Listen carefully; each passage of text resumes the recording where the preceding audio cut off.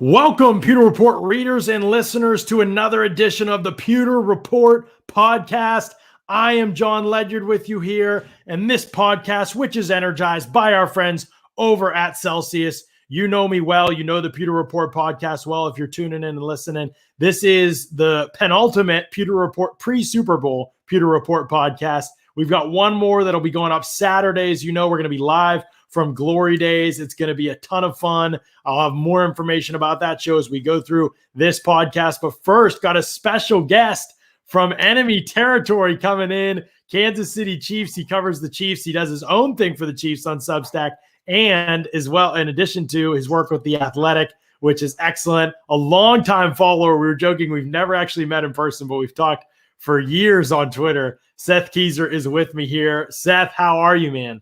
I'm doing really, really well, and I get to bust your chops right out of the gate because you mispronounced my name. I knew it.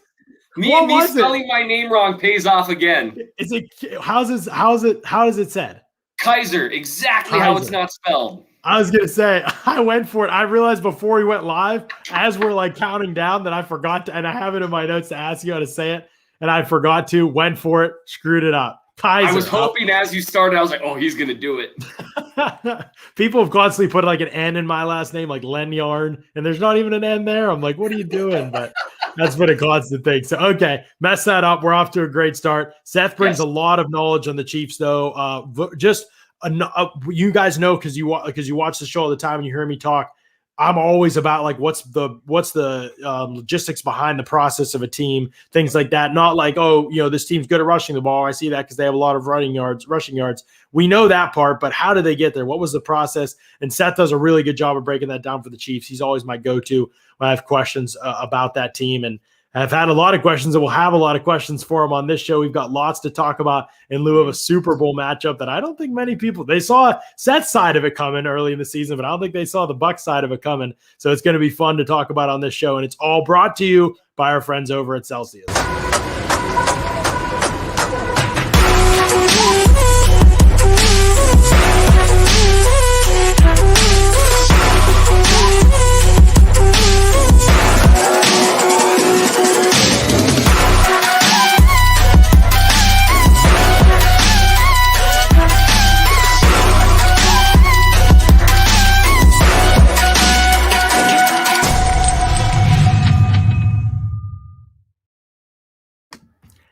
Celsius powers active lives every day with essential functional energy. I've got my Celsius right here. Got it for the show. Orange Sickle. Seth, have you ever tried Celsius before? I can't say I have. No, but it sure seems to be working for you. It's pretty great. It's an energy drink. There's no sugar in it. It's really cool, actually. We had a member of the Backstreet Boys on here the other day, and he was kind of talking about, we were bringing up Celsius and talking about it on the show, and he was like, oh yeah, Celsius, I have like a whole fridge of it. And so it's funny how fast the word has gotten out about Celsius. But Orange Sickle, yes, I mean, it is one of my favorites, probably. Celsius from the Heat line. They do an awesome job. You can click on those Celsius banner ads at pewterreport.com, and you can save 30% off your subscribe and save order. You subscribe and save 30% on most Celsius flavors on Amazon from now until February 8th. That's coming up February 8th, the day after the Super Bowl. So make sure you get that in now. Celsius is running that promotion. At the end of the show, stay tuned to the end, and you can find out a chance to win a 3-month supply of Celsius. That's a lot of cans of Celsius. We'll talk about that at the end of the show. But yes, you will see me drinking the Orange Sickle on today's show. One of my favorite flavors. And a little creamsicle-like for the Bucs old throwback uniforms for sure as well. So some fun stuff with Celsius. As always, check them out. It's the best energy drink out there. There's no letdown or anything like that after a few hours. There's no sugar in it. I can drink it and get that. It's got that soda pop and flavor to it, but it doesn't have any of the bloated feeling or anything like that. So check it out, Celsius. I think you all will love it. I know many of you have already tried it. I think I've got probably 3 or 4 DMs this week as well. I think it seems like I get them every week from people who've tried Celsius for the first time and fallen in love with it. So some really good, really fun stuff. All right, we got to talk Chiefs and Bucs and this Super Bowl, Seth. I'm going to start off with this question for you, okay? I've said this on the podcast, and Bucs fans have kind of been like, oh, man, like, why is he saying this? Like, but the Chiefs, in my mind, are starting a dynasty. I don't know what doesn't mean they'll win on Sunday at all, in my opinion. But they're starting that type of they have that type of a look as a team. You know, they came close, won the Super Bowl, back in the Super Bowl now. We'll see what happens in it. The AFC is good. There's plenty of talented teams, and they still appear to be head and shoulders over everybody else in the AFC. And as I look across, I'm like, I don't know where anybody closes the gap right away. And obviously, we'll see how things progress. The league is quickly changing, as we know. But you've thought about this, Seth, I'm sure. You've thought about like this Chiefs team, the difficulties of building a winner long-term in today's NFL, like the Patriots were able to do, obviously, for the last 20 years.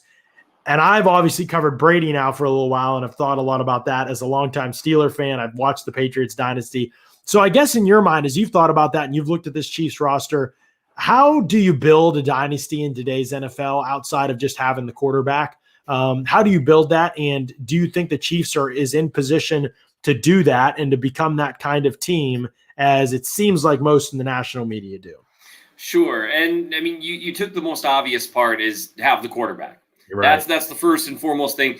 In today's NFL, you're not going to have a dynasty without a quarterback. I'm getting Celsius envy watching you drink that. This seems unfair. I'm going to be at a disadvantage if we debate. But more than just the quarterback. You know, we've seen with Deshaun Watson what can happen with a quarterback in the wrong hands. Yeah. And we've also seen how a quarterback who's a good quarterback can go from looking relatively mediocre to excellent in different situations, like Ryan Tannehill, right?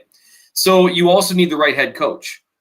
I think fans at the same time overvalue and undervalue head coaches. They tend to focus on the things that people love to talk about, like when they call timeouts and, you know, the things that they can be important, but they don't impact the game nearly as much as overall scheme and the ability to adapt that scheme to an ever-changing league. And that's something that makes Andy Reid stand out. He has been an offensive guru for 20 plus years. And during that time, we've seen a lot of offensive gurus come and go because they couldn't adapt their scheme as defenses caught up. So you need a coach who can do that. You also need a coach who can work with players. There are a lot of good coordinators that are bad head coaches because it requires a personality thing. So you need the head coach, you need the quarterback. And if you build around those two things, you need good ownership for the most part. Yep. You generally speaking, that's one area the Chiefs have been blessed, is that Clark Hunt is an owner who's got a good cash flow. So he's capable to manipulate they can manipulate the salary cap by doing bonuses up front because he's got the available cash, but he also hires the guys and then gets out of the way. So you really do need things to come from the top down and the quarterback. If you do those things, you should be able to consistently stay in contention. And from there on, you know, the dynasty part of it is just a little bit of luck once you have all the pieces in place. Yeah, no, good points. I mean, it starts with that stability of an organization. If you don't have that, you know, it's hard to consistently be anything, you know, in today's NFL. You look at Philadelphia as an example of that, you know, and they were they won that Super Bowl, and they did it without Carson Wentz at that point when he got hurt. I remember people talking about, man, they look like they're poised, like they got this defensive line and they got this young, great quarterback, and their O-line's exciting. And obviously injuries killed a lot of that, and that, you know, deserves a head nod for sure. But also, you know, the infrastructure, you know, look at Doug Peterson now on his way, and Howie Roseman, you know, really drafting poorly, and the structure, it's in place, kind of totally crumbled. And so it takes something special. You got to keep that together. And I think that's why Bucs fans have a lot of hope that, you know, we'll see how long Bruce Arians coaches, but Jason Light, been one of the best GMs in the league for the last 4 years, has put together a remarkable roster. The ownership is very supportive and obviously blessed them going out and spending. And last couple free agencies, they've been able to add a ton of people like Jason Pierre-Paul, Ryan Jensen, Tom Brady, Rob Gronkowski, AB. And so there's been this kind of full support at the top, and we'll see. Obviously, Arians and Brady, everybody thinks they're going to retire at some point. We'll see what happens. The Bucs will obviously need to, if they want to continue moving the roster in the right direction, find a quarterback eventually. But in the AFC side of things, I'm curious, obviously, as the playoffs started, Seth, you kind of, you know, you have this one eye on the Chiefs, and you're like, okay, like I feel good about the Chiefs, I'm sure, reaching the Super Bowl as most people expected them to before the season even began. And if that happens, did you have your eye on the NFC at all? And if so, like, did you say, I want this team maybe? Like, this is the best matchup for the Chiefs. This is the toughest matchup for the Chiefs. this is personally the most exciting matchup I would have seen. What did you think as you had kind of one eye on the NFC? What were you kind of thinking would happen or hoping would happen? Sure. Watching the NFC as the year progressed, things kind of changed a little bit. For a while, with the way the Saints were playing before Drew Brees' play kind of started to really taper off as the year went along, I looked at them as potentially the worst matchup for the Chiefs for a reason that you and I, I'm sure, are going to talk about a lot, that their pass rush is based around sending 4, dropping 7 into coverage, and they get a ton of pressure that way. And that's, again, we'll talk about this. That's really been the only thing that can slow the Chiefs down for any period of time for the most part. And then they had the offense to keep pace. Well, as Brees' play level dropped off, then, that the same thing was happening with Russ Wilson, still had that dropping off. And the defense was never going to make it in Seattle. Right. Even when they started off great earlier on in the year, I thought, it sure would be fun to watch Mahomes and Wilson trade punches in the Super Bowl. But that defense was never going to do it, barring Wilson scoring 60 or something crazy. And so then it really did come down to the final teams that it came down to, the Packers and the Buccaneers. The Buccaneers, they started to get it together a little bit as the year went along. I mean, they had a lot of spare parts there. And it was a really good coaching job by Arians to kind of stay the course, not overcorrect when things weren't quite working early. Right. And then so those were the two teams that I really was watching. So I felt like a genius this year because I had predicted the top 4 teams. Although I think as the season went along, it wasn't that hard to get the Final 4. This felt like one of the first years where the final 4 teams that made the conference championships were the best teams in the league. Yeah. They all deserved to be there. But the Buccaneers were the matchup I preferred, in part because of all the storylines about Tom Brady and Patrick Mahomes. True. And in part, and I'm sure that the Tampa Bay fans that hear me say this are they're gonna be mad at me, and I apologize. I think in some ways, I think the Chiefs match up pretty decently with some of the things the Buccaneers try to do on defense, and I thought that might be a little bit better matchup for them. Yeah, specifically, what are those things as you kind of identified them? As you were looking at the matchup and saw, what are the things that the Bucs do defensively that you think the Chiefs can take advantage of that maybe a team like Green Bay wouldn't have been the case? Sure. Well, first and foremost, I think if you end up getting into an offensive shootout, while scheme and that sort of thing does matter, the whole Aaron Rodgers fire-breathing dragon thing is something that I can't get past. Unlike the Buccaneers, the Chiefs don't have Rodgers' number. And man, he played better against them in the conference championships, but they did a really nice job neutralizing him, and he's been unstoppable all year. Mm-hmm. So that was part of it. The other part is because Tampa Bay's defense, even though they played Kansas City a little bit different in Week 12, is so oriented on blitzing, being aggressive, sending a little extra pressure, and even whether they're dropping in man or zone, they don't always love to provide their corners with a ton of help on the outside. They count on them getting it done, and they should. They've got good corners. For the Chiefs, that analysis changes a little bit. Yeah. And so you end up in a situation where they're kind of forced to make, say, a similar decision to like Baltimore, where you decide, okay, we know what we normally do doesn't really work great against the Chiefs. So do we try to take 2 weeks and change things up completely, which should lead to mistakes, maybe not as good execution? Or do we try that thing that doesn't really work against them? And so it's that primary, that aggressiveness that just overall has not been super successful against the Chiefs in the past. Right. Yeah, it's interesting because the Bucs played so much single eye coverage early in that game against the Chiefs and really got toasted with it, and then switched gears in the second half.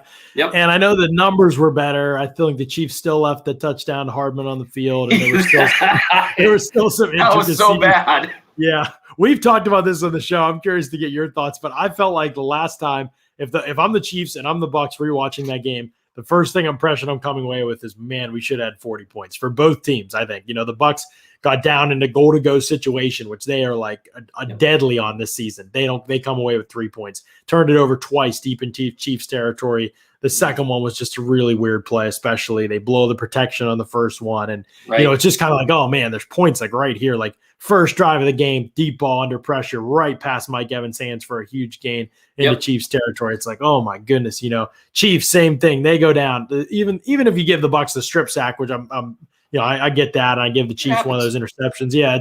You got the Kelsey play and it's like, oh my word. And, that should be a touchdown, the failed Philly special play. And then you got the Hardman touchdown it just seemed like, man, there were points on the board that were left there by both teams. And I really wonder, Seth, if that means if both teams are clicking, could we be ready? Could we be primed for like some kind of offensive explosion in the Super Bowl? That would be so much fun. Feels fun. like it never works that way, though, doesn't it? Like it feels like you get your expectation. Yeah, we're on our way to like an 8-6 snooze fest or something. So Rams, what's Patriots. Yeah.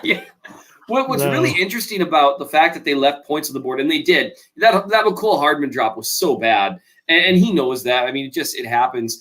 And also, Mahomes tweet right after the game, the first thing he tweeted was, "How did I miss McCole?" Because he threw it behind him a little bit. He was like, "Yeah," and it wasn't a great throw. And that's a franchise quarterback thing, right? I'm going to get out ahead of this because McCole still should have caught it. He should have, but it wasn't a good throw. I think Mahomes. I'm wondering if that was one of those situations where he dropped back and he's just like, how is he that open? Okay, don't overthrow him. Don't overthrow him. Oh, crap. I threw it behind him. And that might have changed the entire tenor of the game. That really allowed the Buccaneers to tighten up and really start getting back in it. Because I think at that point, it might have still been 27-10 at that point. But I might be wrong about the order of those things. It might have been right after they scored, too. And so it could have made things tougher. But the interesting thing, even though both teams left points on the board, both teams played pretty well in spots on defense, too. It wasn't just like it was a situation where it was bad defense leading to scoring. It was really good offense. Like, say, on the Chiefs end of things, one of those touchdowns to Tyreek Hill over Carlton Davis, what is he supposed to do? I mean, Mahomes throws it on a rope. And he was there in coverage. He just didn't, people would say, well, get your head around, look.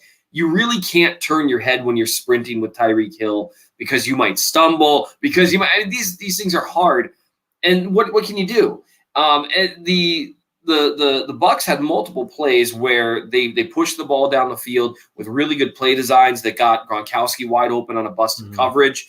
They took advantage of a deep seam route that ended up with Alex Okafor covering him down the field, which was a weird thing to see. That kind of sparked the offense, that play a little bit. Yeah, absolutely. And so the Buccaneers did a great job early on. Spagnuolo gave them some problems, and they really started to pick up the blitzes. They started to get the ball out to the right spot. And so even though it's kind of a cool thing that even though it was in some ways an offensive dominated game, the defenses did play well, and they forced good offense to beat them. Because in today's NFL, good offense does beat good defense.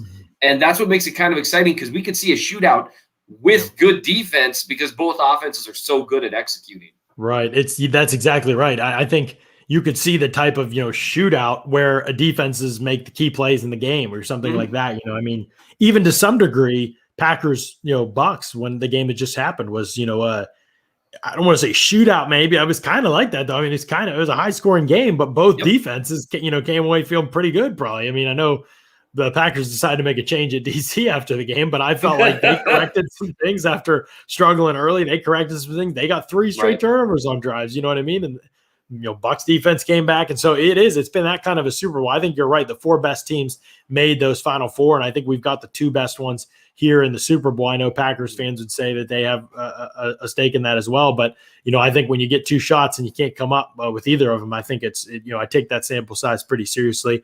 And so I think that, you have a scenario in this game where you could be in for a really fun game if both teams can execute. I think everybody would like to see that. To be honest, the Super Bowl, to me, when it feels demoralizing. Like, it doesn't matter who you cheer for, but I remember that Seahawks Broncos Super Bowl. And it was just like the game was over right away, and it just felt like I don't know. I really enjoyed that one. Oh, that's right. That would have been fun. I found that pretty interesting. At that time, as a Chiefs fan, that's all we had was to enjoy watching that happen. But absolutely, a great game is always more fun to watch. Although I have to say, last year was stressful, and I wouldn't hate a lower stress game, but that's just me being selfish. It seems like they love last year, the whole playoff run was probably stressful for you. I can't even, the Bills game probably started and it was 9-0 and you were just like, nah, I'm used to this. This is fine. Were you even worried at all at 9-0? I was not. It was fortunate enough that both teams had a drive to where I saw the fact that the only reason the Chiefs hadn't moved the ball is because Hill dropped a perfect throw. And the Bills, they got down the field and got a field goal, but it was a struggle. And you could see it. You could see Allen wasn't seeing his protections, and the secondary was playing well. And so you could kind of see the struggle. That's like, look, they're not going to keep muffing punts all day. And again, after the division round from last year with the Texans, I don't know if I'm ever going to get nervous again in the first quarter of a game or even the second quarter, because it just really when you cheer for the Chiefs right now, and I don't even try to pretend to be objective like during games. I tell the fans that all the time. There's no reason to pretend. We obviously care about who wins, and we're covering the team. We care to a degree. We can still be unbiased in our coverage. What a life! I get to work watching the Chiefs play football. I tell them, "I'm sorry, honey, I'm working. This is it's a grind." But it was one of those situations where we've seen so much from Mahomes that the only thing I thought when they went down 9-0 is like, all they have to do is score a touchdown this drive, and you're right back in it. And that really is the mentality. Even if they're down 14, my thought is, that's just a touchdown away from a one-score game. Mahomes really does change everything. That was one of the topics I wrote on earlier this year, is that when the Chiefs are trailing, he ratchets it up into an even weirder level of play. At least he has so far. We'll see how it goes in the Super Bowl. Oh, yeah. But his EPA, his expected points average per play, just suddenly doubles when they're trailing. It's freakish. And on third down as well. And so it really has become hard to get nervous. And again, I know I'm infuriating every other fan base that's watching me right now. I understand you want to punch me in the face. Remember, I'd never even seen them play in a Super Bowl until last year. Yeah. I earned this during 2 and 14 seasons. You hung in there through some tough times for sure. They had some good teams, but couldn't get – it was the Brady teams and the Manning teams, and you couldn't get past those. Well, just Andrew Luck recovered his own fumble. His own fumble, he recovered and scored. They were up 38-10. You know what? I can't talk about I remember that game. I'll never forget. I remember where I was. That was Alex Smith. It was 38-10 in the third quarter, and they lost. Oh, man. We really don't talk about that comeback enough. That was incredible. Well, I mean, probably enough for you, but yeah, that was a wild game. I remember that. That was crazy. But yeah, I mean, I think that in this game, one of the things I keep going back to when the Chiefs have the ball, it's okay. Is there a recipe? And you've watched every Chiefs game. You've studied it. Obviously, there's no formula for beating Patrick Mahomes. People have thought they had one for Brady over the years. Interior pressure is the formula. I just really don't know if you actually found a formula for a guy who's been in 10 Super Bowls. I just am not sure you found it.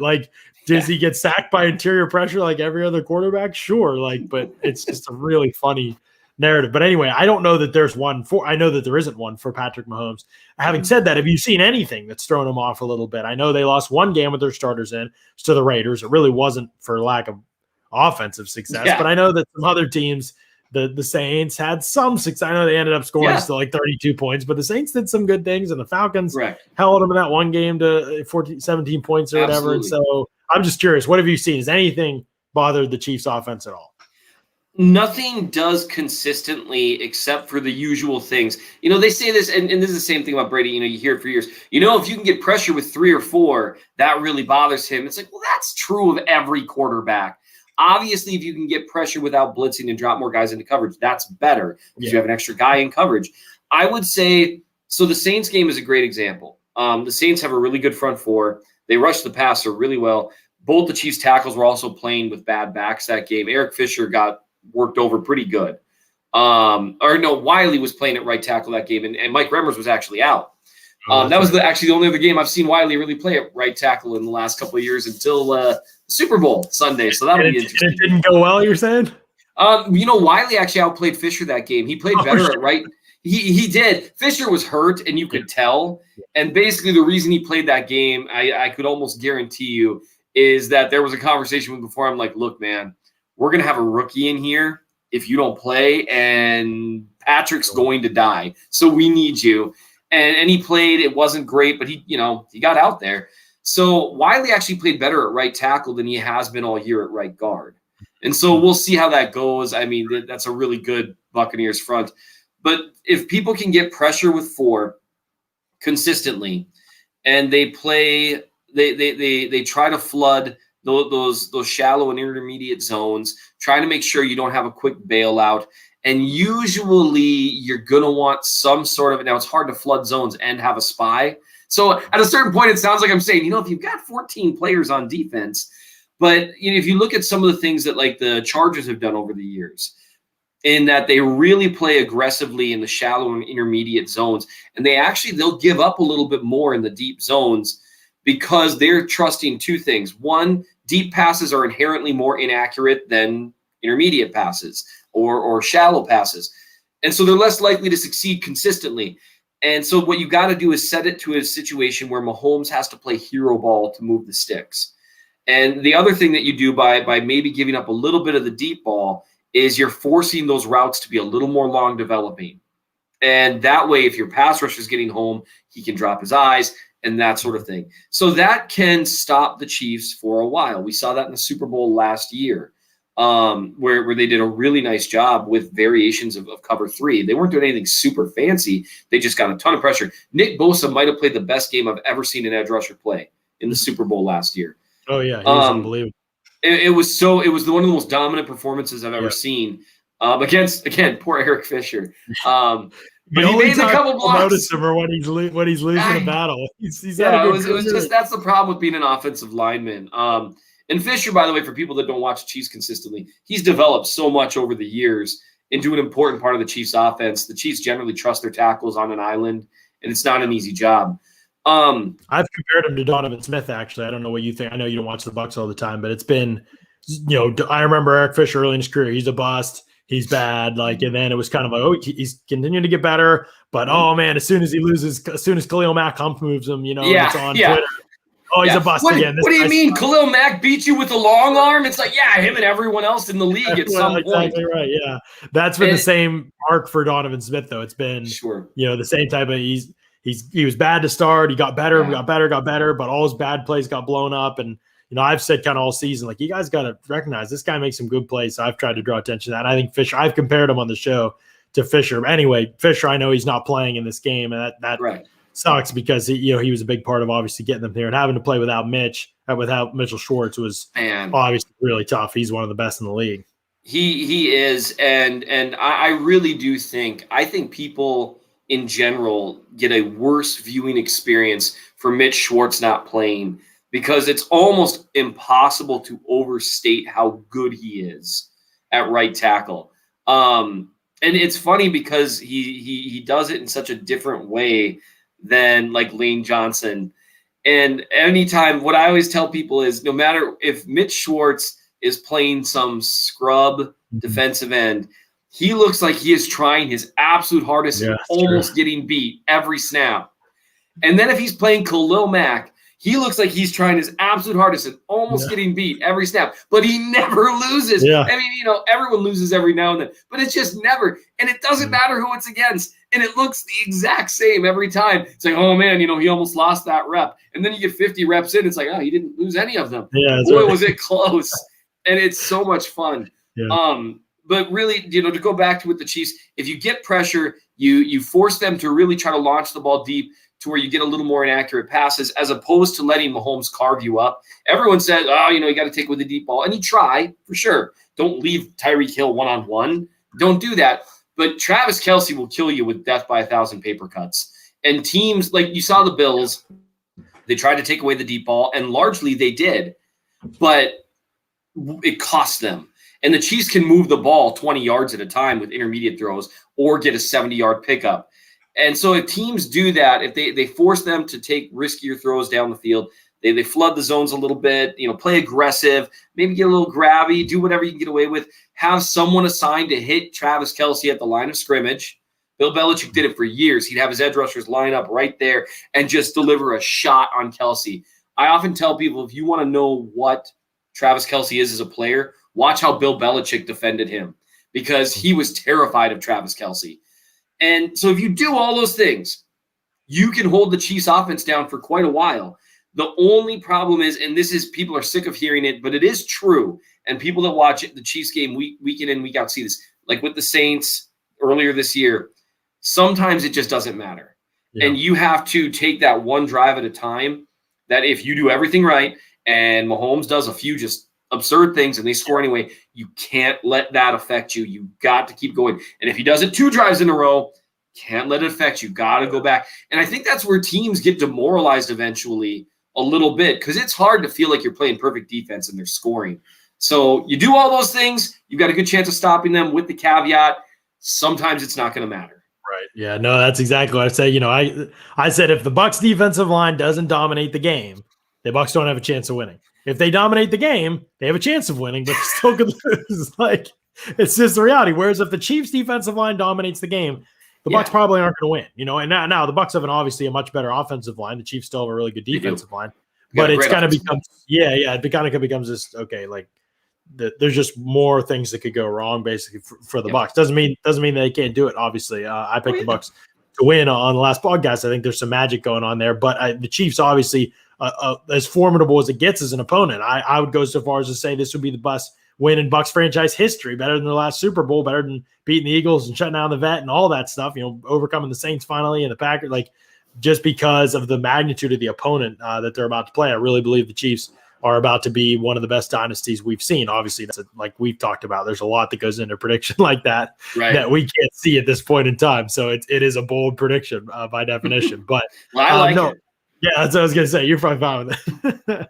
Okay, let me ask you this, then. Let's flip the script to the other side of the ball. Last time the Chiefs, defensively, they blitzed the Bucs about 50% of the time. The last time these two teams met, it was probably a lunatic. I mean, he's crazy. He's crazy, but he is. I love him, and I think he's been underrated for ages because he will just game plan for specific matchups so well. He'll change everything he does for specific matchups. I think that's why, even though he doesn't have the most talented players, it makes his guys really hard to beat because they do what he coaches them do for a specific game, like at a really, really high level. And it makes them really hard to beat, even if they don't have they have Chris Jones and they have Tyrann Mathieu, and sometimes they have Frank Clark, depending on what Frank Clark shows up. But those guys, they don't have a million stars on that defense, but they've gotten by with a bunch of corners nobody's ever heard of. And in some cases, like Bashaud Breeland, that other teams didn't want, teams that need corners that didn't want. And he's made it work with those guys. And I think it's just incredible. My question to you then, I guess, is, do you think Spags comes out and does the same thing again? Do you think he comes out and says, I'm going to blitz you till the cows come home until you show me you can stop it? Or do you think he's show pressure and drop out?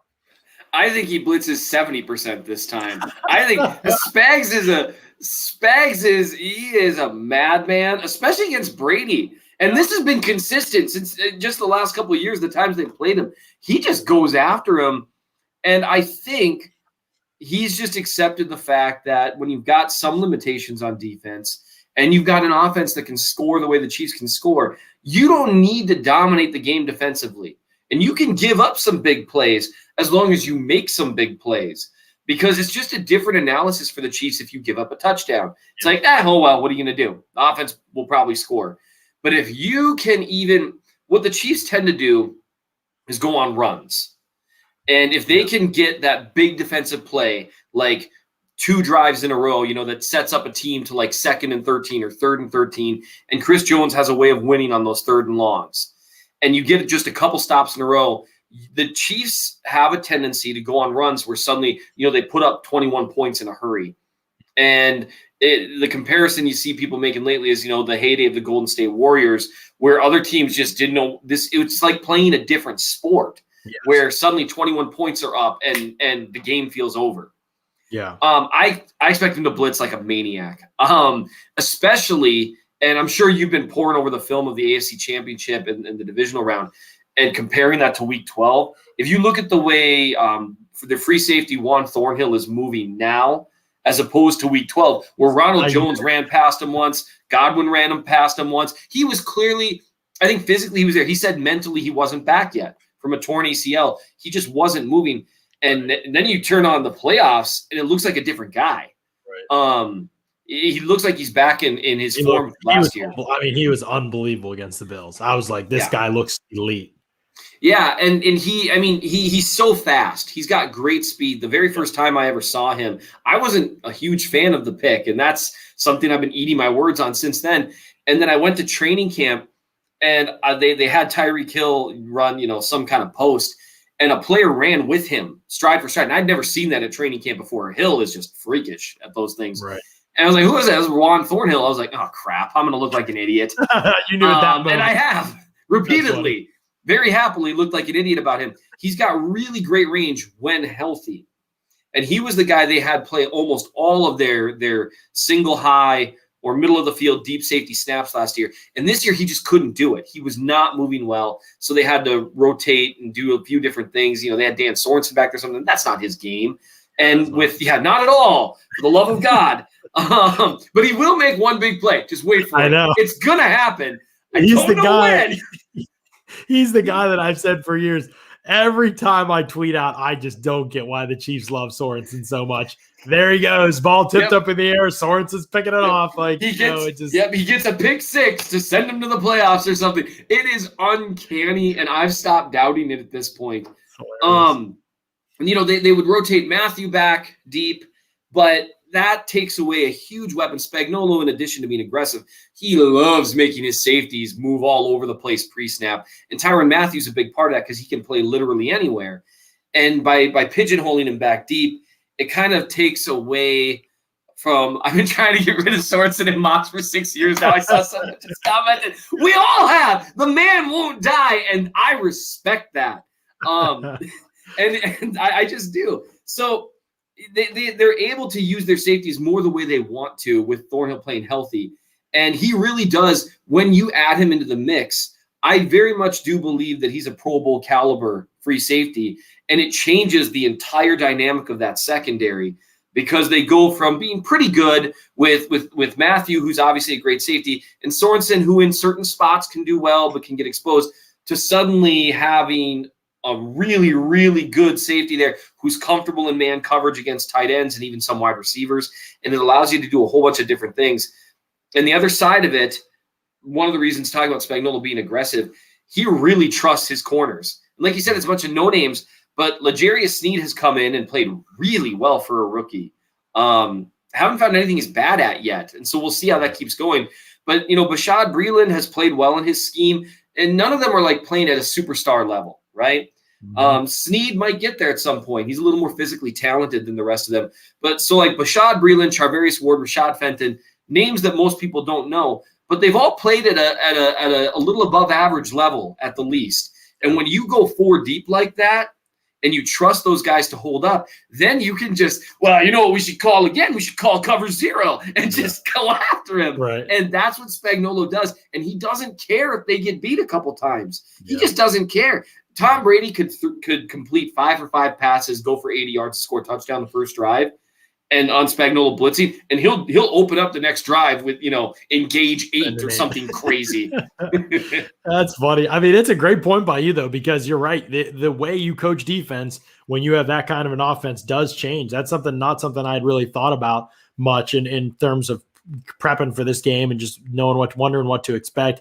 Now that I hear you say that, I think you're right. I bet they come out and they blitz. I don't know, about 70, maybe 70. I mean, I think you're right. They go after him. I'm here for it, just for the chaos. Right. I mean, honestly, what was so impressive to me about the last time they played, I actually thought Brady did really well against the pressure. Remember, his throw to Evans early in the game, he got hammered. His throw to Godwin down the seam, he got hammered. He was everybody was bad. Even Ali Marpet didn't play well in pass protection in that game. I mean, that was really across the board. It was the last time I think the offensive line played poorly, but a lot of the pressures weren't even on the O-line. It was on the scheme, early in the game, like you mentioned. There was, he's looking for hot routes. No receivers are turning around and looking for the ball. It was I thought Brady weathered that storm and didn't wilt. Where the Saints game, I thought everything just fell apart and he couldn't overcome it. I thought he hung in there, and when the rest of the group got their crap together, he was ready to ball. And so they came back a little bit. We'll see how they start this game. The Bucs really, since that game, they've had moments in games, the first half against Atlanta, a drive here or there, but really for the most part, they have not been affected by blitzes or pressures nearly as much since that Chiefs game. One of the big reasons is the bye was right after that game. After the bye, they came out, they had answers for pressure in their scheme a little bit more with quicker throws, lots of screens. They got the running back screens, tight end screens, wide receivers, smoke screens, bubble screens, slip screens. They had all kinds of stuff in their offense as answers to pressure that they didn't have before. So obviously Chiefs will look at that. They'll prep for that, and they'll react accordingly, I'm sure, with some of the things that they do. It is going to be a chess match. It's going to be a blast. A couple more questions for you, Seth, before we let you go. But first, I want to let people know about Locker Room. It's an app that is changing the way we talk about sports. It's the only place for live audio conversations about the takes, rumors, news, and teams you care about.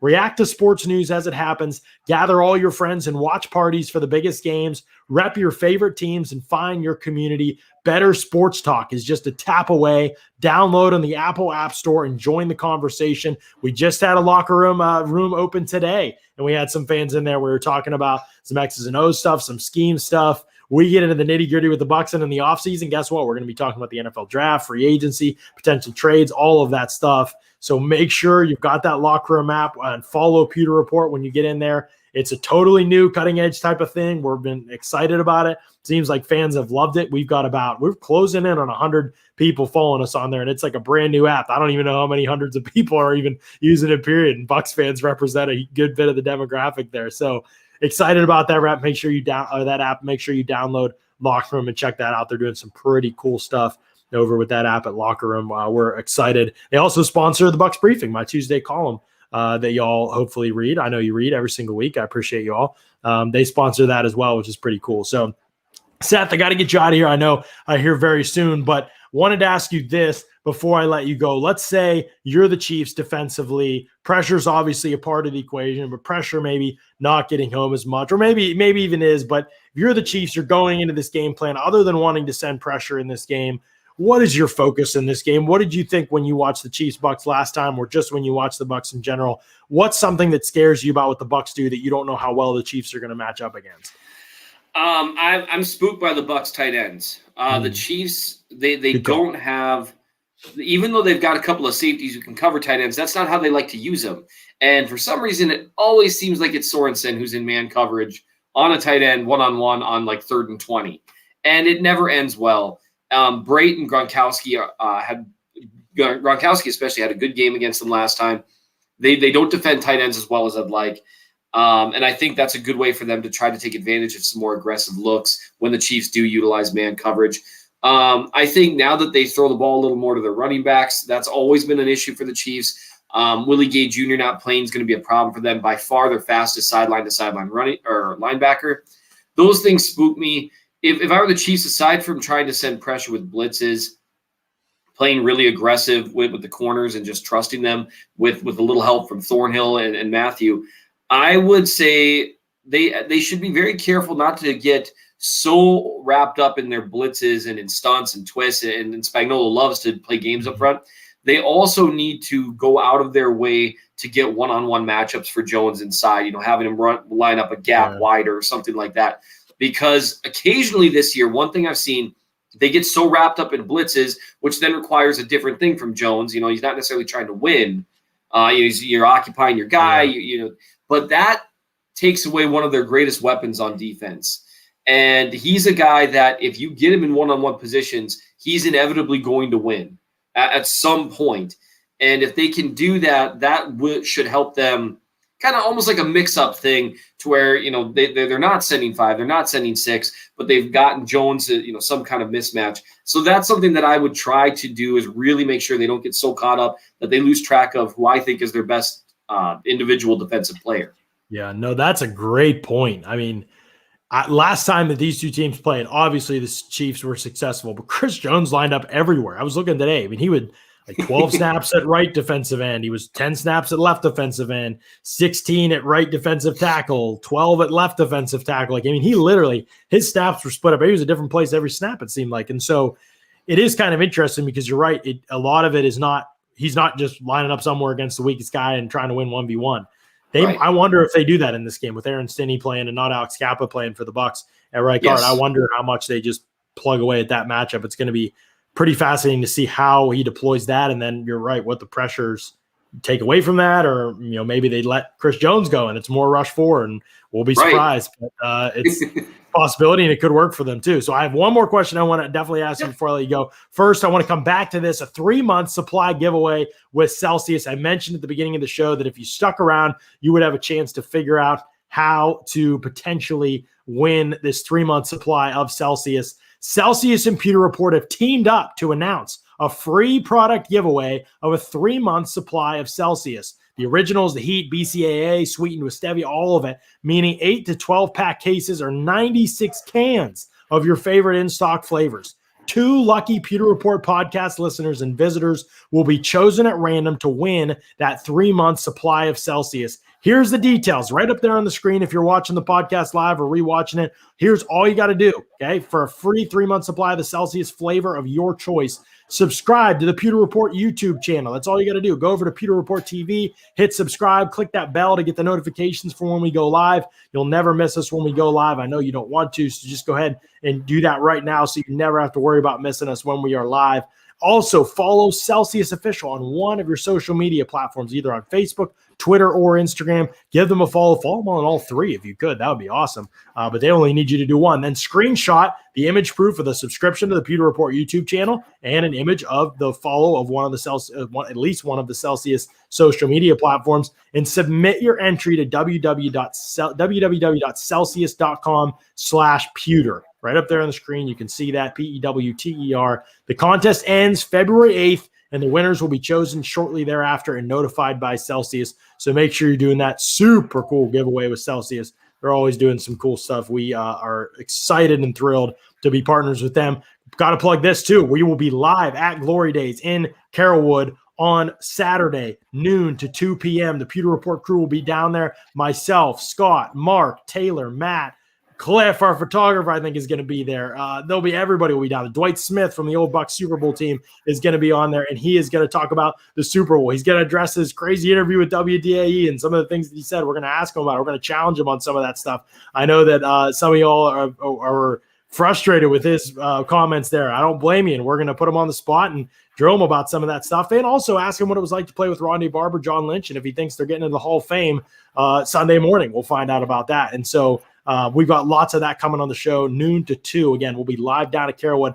I personally, being new to the area, and I haven't lived here 2 months, I would love to see y'all Bucs fans out there. Meet some of y'all, even if it's from a distance, mass, whatever. Plus, they've got great food at Glory Days Grill. So go down there, noon to 2 on Saturday. Going to be a ton of fun. Get some pictures with us or say hi to us and listen to the show. It's going to be a blast for sure. We'll be live on the podcast here as well, so you'll be able to catch it on the stream if you can't get out there, but I'm definitely hoping that you can get out there too. I know, wish Tampa Bay Trey could be there. I asked him, I said, are you going to be on Tampa Bay soil for this Super Bowl? And he said, nah, I don't think so. And I was like, dude, come on.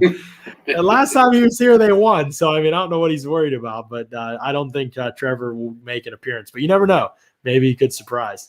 So hopefully I get to see y'all there at noon to 2 on Saturday. That'll be fun. Seth, last question for you before I let you go. I got to get you out of here. I know. Tell me. You actually, I was going to say, you've already given me like PTSD by mentioning John Lynch, because every time I think about John Lynch, I think about the time he looked like he'd killed Dante Hall.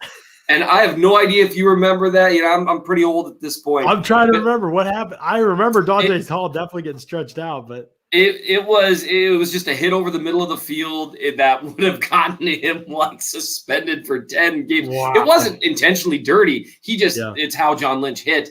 And Hall was just, I mean, full sprint going towards it. And I will never forget, because he just dropped. And I remember thinking, I think he's dead. Yeah. And so every time I hear John Lynch's name, I think about that hit. Now I've triggered you. That's funny. No, my last question to you, though, is more about the run defense here, Seth. Okay, yes. So the Chiefs have not been good against the run. I also don't know if the Chiefs care about being good against the run. I'm pretty sure it was you who wrote an article last year about the Chiefs' run defense not being that great and it not mattering. And I thought that was a great article because I thought it brought up great points. The Bucs, on the other hand, have this amazing run defense 2 years in a row, yes. Best run defense in the NFL. They shut down everybody running the football. They are good against the pass too, but at times this season they've cheese of East. I know, and it is kind of this puzzle right now for me. You have a team that totally cares and starts with, and they've said they start with stopping the run in the Bucs. That's not going to mean much against the Chiefs because you got to stop the pass against the Chiefs. Everybody knows that. You have the Chiefs that are all built on stopping the pass and seem to not care about the run. Do you get concerned, or do you think there is a path for a team if they run the ball unbelievable? Is it even if they run the ball unbelievable? And the Bucs haven't run the ball unbelievable in a game all season long, really. But if they did run it, I mean, they've run it better than last year, but they're not a great rushing team. Sure. If they ran the ball, unbelievable. Was there any scenario with running the ball worries you as a Chiefs fan because of the way that they play defense? Only in the sense that if there's an awesome defensive performance by the opponent as well. And then it's more about the defense, right, than it is about the fact that they're running the ball. Yeah. It's just hard to run the ball for 4 quarters efficiently enough to keep pace with the Chiefs if they're doing anything like what they normally do on offense. But I mean, it can be more important, at the very end of the half or the very end of the game. Right. But really, outside of something borderline historic, it just doesn't concern me. And that's why, I mean, the thing with running the ball, even if you're averaging 6 yards a pop, you're eventually going to get that 1 or 2 yard carry that sets you behind the sticks, and you got to do something else. So it doesn't stress me out that much. And it doesn't seem to stress the Chiefs out either, because they'll just let guys run all right by them, it seems like sometimes. They've been a little better in the playoffs. Derek Notty's really, really stepped up lately at the defensive tackle spot. And Anthony Hitchens is actually playing some of his best ball at linebacker. Not necessarily in coverage, but I digress. So, but against the run, they've looked a little better. But that's just, like you said, they just don't care that much about that. Yeah, and nobody can run against them. Very long. I mean, what are you going to do? Keep running the ball when you're down 17-0? I mean, that's right. It's like, okay, I guess if you wanna drain clock right now, that's your problem. Yeah, well, that's why Juke brings up a good point. Their defensive rush totals are a bit overstated, only a bit below average by EPA in neutral situations. Yeah, and I think a big part of that is probably that they're not in a ton of neutral situations, or they're not getting run on in a ton of neutral situations anyway, because teams know going in, you got to throw the ball to keep up with them. And that's why I have hope that a Bucs team that has run the ball on first down about 70% of the time over the last 3 weeks, I think, will finally get away from that again and go back to throwing the ball on early downs. If they don't, I think they might be screwed, Seth. I think they should stick with that. I think even if it doesn't work on first down, I think they ought to run again. Just, really establish it. Right. You need to shelter this Tom Brady guy. Not sure how he's going to play in the big game. Exactly. Yeah, you don't want him to crumble under pressure. That's right. Yeah, no, for sure. All right, Seth, I appreciate you coming on so much. This was awesome. I'm pulling up your Twitter handle right now. It is at Real MN Chiefs fan. Make sure that you give Seth the follow. Even if you're a Bucs fan in the stream here and you are checking this out, definitely give Seth the follow, because you're going to want his insight. You're going to want to read his articles and his content and check out his insights during the game as well and after the game on this matchup. And so there's a lot of fun stuff coming from his account, and he's just an awesome dude. And it's great to follow him, and I've known him for this amount of time. And I really appreciate you coming on and giving us some time. And I know it is a very busy week for both of us. I appreciate it, man. Yeah, of course. Thanks for having me. I appreciate it. Yeah, definitely. Seth Keysor, ladies and gentlemen. I'm Seth Keysor, K-I-Z, Micah Kaiser's brother. That's what I'm going to remember it now. I'm going to call you Mike after the linebacker. Seth Keysor, ladies and gentlemen. Awesome having him on the show. Don't forget, noon to 2 in Carrollwood. We'll be live on the Pewter Report podcast on Saturday. Make sure you either come down, check it out with us, or that you join us on the stream. We'll tweet it out and have it up and everything. But until then, thanks for listening to another edition of the Pewter Report podcast.